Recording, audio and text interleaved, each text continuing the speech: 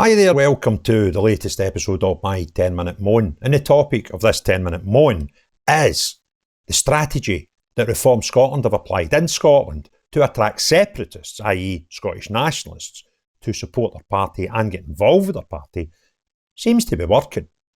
Now, a lot of people will be surprised by this because they'll be thinking, that's Reform, that's a unionist party.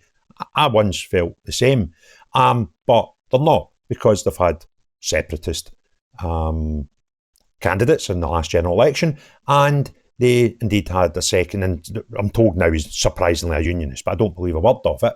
They have a second in command in Scotland who is also a separatist.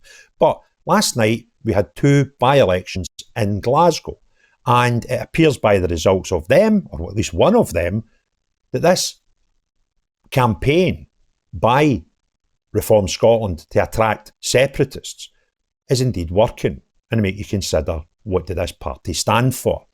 And the reason I say that, I was drawn to this by Councillor Thomas Kerr. He's a guy who recently jumped to Reform from Tories.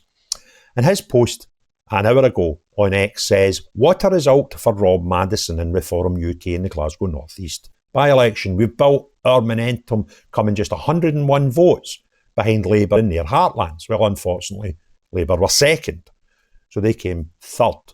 Scotland's forgotten working class won't be silenced anymore.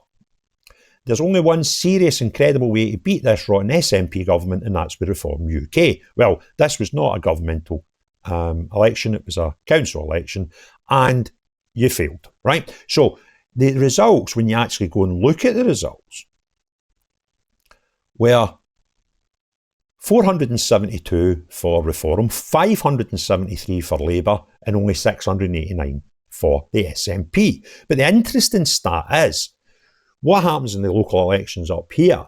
You could vote for every candidate if you want. You put a number next to their name. So a lot of people just put one and they put it next to whoever their choice is. But you could actually vote for them. And what happens if your person, they go through rounds of counts, and if your person drops out, because the one with the least votes drops out each round, then your number two votes transfer to the next person, and it goes on until they've got a winner.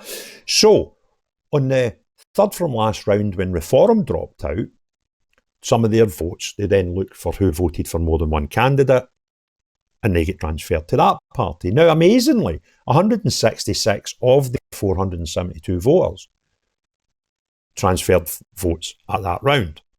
And over a third of them, 61 out of the 167, so about 35% of them, had voted SNP. Now, I don't care what kind of tactical voting you're doing. The only people that can vote for SNP would be Scottish nationalists who want a separation from the United Kingdom. Any unionist wouldn't get near the SNP, even in a second or third round ballot. So you just need to accept that fact. Yet here we are. We've found that 35% of the Reform vote gave their second vote to the SNP. And that sums up Reform for me. They are not a nationalist party when we know that they have, confirmed by two independent sources, campaigned to attract separatists to their party. Now, I think you're allowed to have separatists vote for you, that might be one thing, but when you are campaigning to attract them to your party, that is quite another thing, while pissing up the leg of good Scottish unionists, telling them, we're a unionist party. You're far from it. So the much expected Reform resurgence here into Scottish politics seems to have failed. And the fact that they've relied on, obviously, a fair chunk of separatists to vote for them to come third should be a warning for any true patriotic unionist in Scotland.